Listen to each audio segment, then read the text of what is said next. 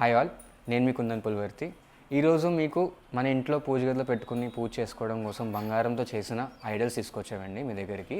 Idols అనగానే electro ఫార్మింగ్తో పాటు హ్యాండ్మేడ్తో చేసిన డై వర్క్తో చేసిన విగ్రహం ఎలా ఉంటుందో చూపిద్దాం అని చెప్పి వచ్చాయండి.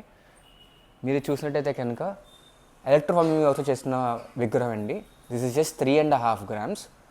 మొత్తం 360 degrees పూర్తిగా విగ్రహం లాగా తయారు చేశారండి. ఇది బ్యాక్ సైడ్ అంతా కూడా కూర్చున్నట్టుగా చక్కగా వచ్చి ఇలాగ దీవించినట్టుగా వచ్చి ఉంటుందండి.